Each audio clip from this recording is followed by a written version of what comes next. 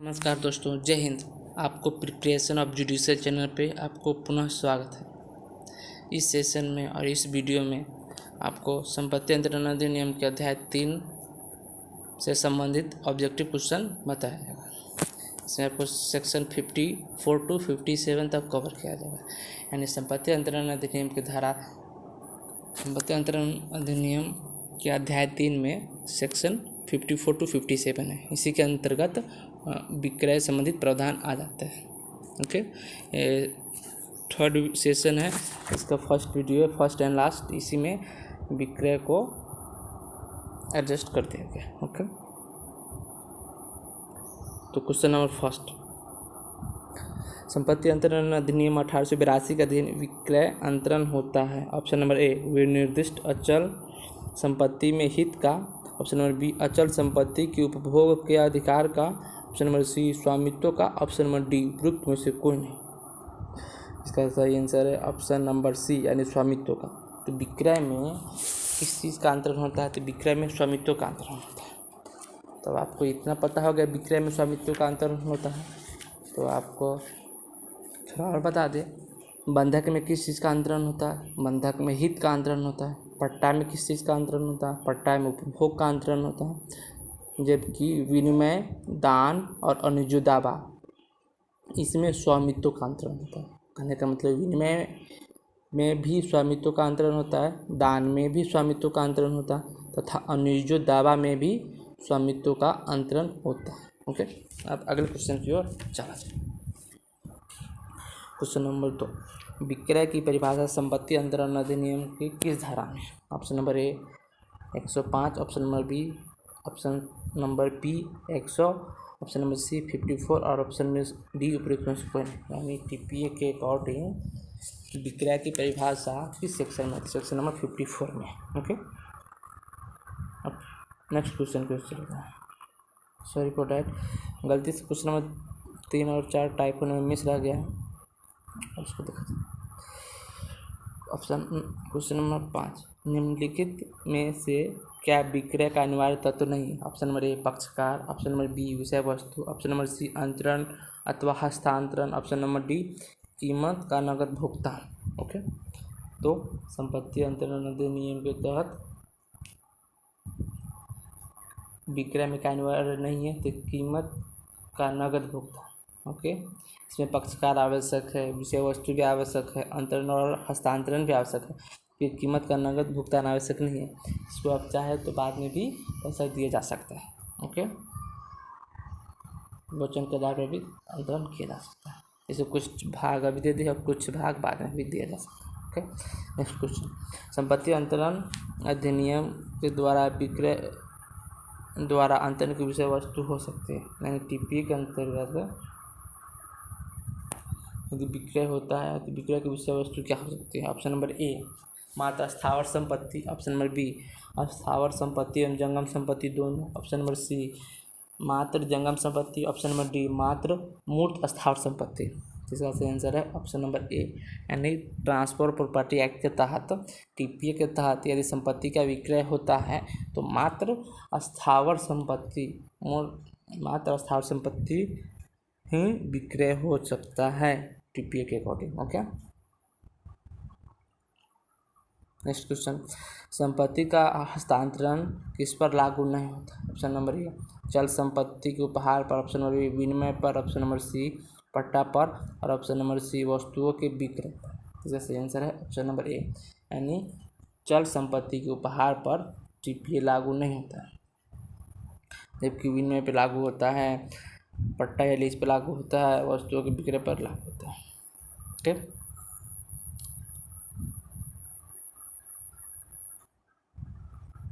Next question, नीचे दिए गए किस दस्तावेज के अनुप्रमाणीकरण की आवश्यक नहीं है? ऑप्शन नंबर ए इच्छा पत्र, ऑप्शन नंबर बी अस्थावर संपत्ति का दान, ऑप्शन नंबर सी ऐसा बंद पर जिसके द्वारा सुनिश्चित की गई 100 रुपये से अधिक है, ऑप्शन नंबर डी अस्थावर संपत्ति का विक्रय। अस्थावर संपत्ति का विक्रय, इसका सही आंसर है ऑप्शन नंबर डी, यानी अस्थावर संपत्ति के विक्रय में क्या होता है? अनुप्रमाणन की आवश्यकता नहीं रहती है। ओके, नेक्स्ट क्वेश्चन, अंतरण लिखित और मौखिक दोनों प्रकार से हो सकता है। निम्नलिखित में से कौन सा अंतरण मौखिक भी किया जा सकता है? तो इस क्वेश्चन को बता दें। क्वेश्चन को बताने से पहले कुछ बात बता दें। इसमें यदि स्थावर संपत्ति है यानी विक्रय में, विक्रय के तहत यदि किसी भी वस्तु का या फिर किसी भी स्थावर संपत्ति का, किसी भी स्थावर संपत्ति का, यानी तो विक्रय तो स्थावर संपत्ति पर ही लागू होता है टीपी के अकॉर्डिंग। तो विक्रय के कोई वस्तु हो जिसका मूल्य यदि 100 रुपये से कम यानी 99 रुपीज़ तक हो तो उसका अंतरण मौखिक भी किया जा सकता है। जबकि 100 रुपये या 100 रुपये से अधिक के मूल्य की कोई वस्तु हो, ठीक, तो उसमें क्या होता है, अंतरण मौखिक नहीं किया जा सकता है, उसमें अंतरण लिखित और हस्ताक्षरित होना आवश्यक है। ओके, अब ऑप्शन बता दो। चल संपत्ति का दान, बी अमूर्त अचल संपत्ति का विक्रय जिसका मूल्य 100 रुपये से अधिक है, सी वार्षिक किराए के पट्टे का आरक्षण, डी मूर्त अचल संपत्ति का विक्रय यदि इसका मूल्य 100 रुपये, इसका मूल्य क्या हो 80 रुपया है। इसमें क्या हो गया 80 रुपया है, ये 100 रुपये से कम हो गया, तो इसमें मौखिक अंतरण किया जा सकता है। ओके, इसका सही आंसर है option number D. Question next question, कौन सा कथन सत्य है? ऑप्शन नंबर ए, 100 रुपये से कम मूल्य की जमीन का विक्रय जमीन पर अधिपत्य क्रेता को सौंपने से हो सकता है। ऑप्शन नंबर बी, 100 रुपये से कम मूल्य के मकान का विक्रय पंजीकृत लेख द्वारा ही हो सकता है।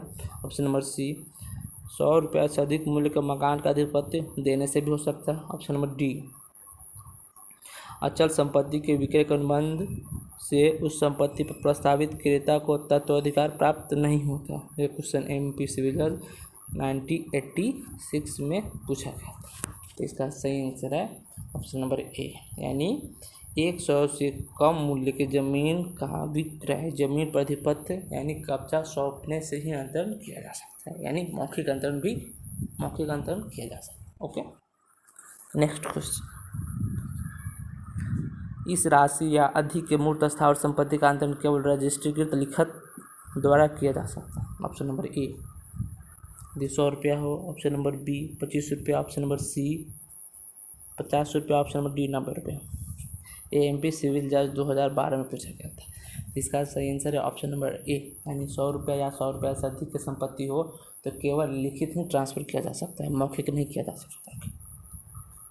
निम्नलिखित कथन में से कौन सा कथन सही नहीं है? ऑप्शन नंबर ए, अचल संपत्ति का पट्टा उस संपत्ति का उपभोग करने के हक को अंतरित करता है।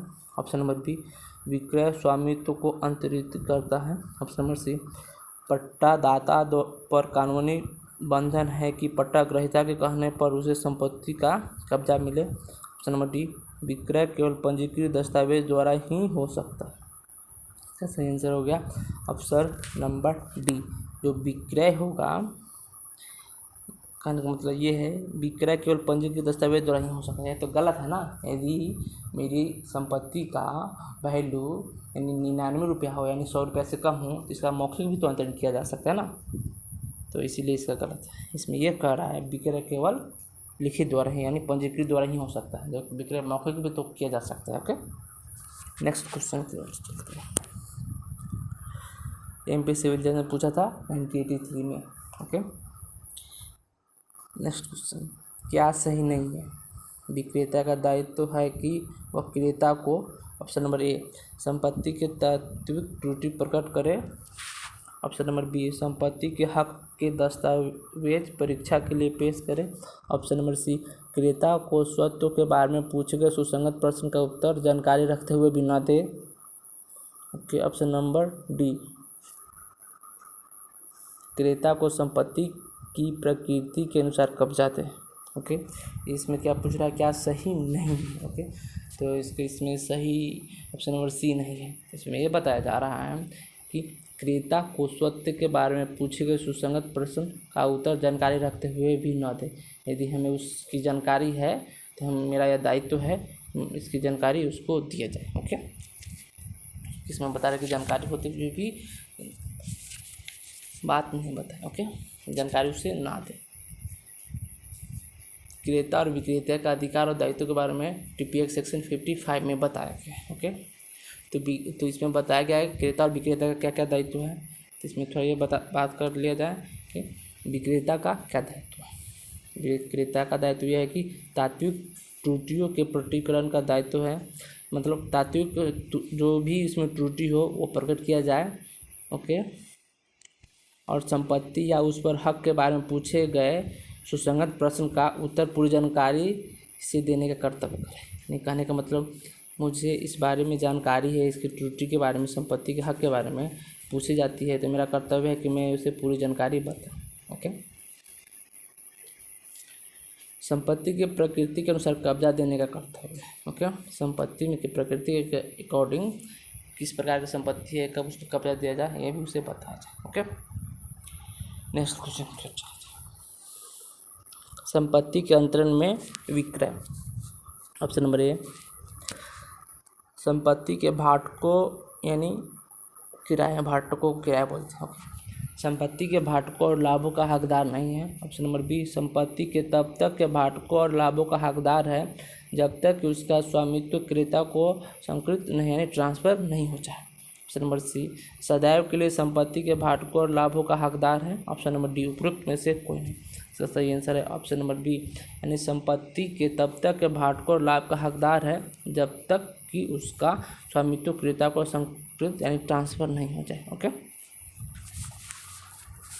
नेक्स्ट क्वेश्चन पे चलते हैं, क्वेश्चन नंबर 15।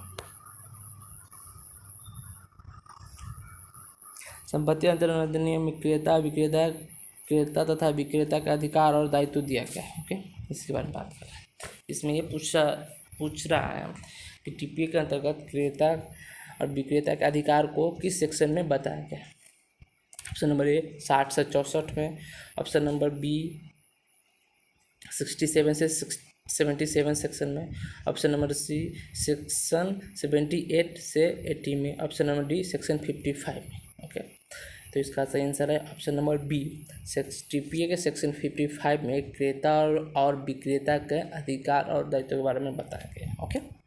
नेक्स्ट क्वेश्चन, संपत्ति अंतरण अधिनियम 1882 की धारा 56 संबंधित है। ऑप्शन ए पश्चातवर्ती क्रेता द्वारा क्रमबंधन से, ऑप्शन बी विक्रय की संविदा से, ऑप्शन नंबर सी विक्रय पे विलंगमन के उन्मोचन से, ऑप्शन नंबर डी उपरोक्त में से कोई नहीं। तो टीपीए के सेक्शन 56 उसमें यह बताया जाए कि पश्चातवर्ती क्रेता द्वारा क्रमबंधन का सिद्धांत टीपीए के सेक्शन 56 में समाहित है, जबकि नॉर्मली क्रमबंधन का सिद्धांत किस में समाहित है, क्रमबंधन का सिद्धांत 81 में समाहित है। ओके।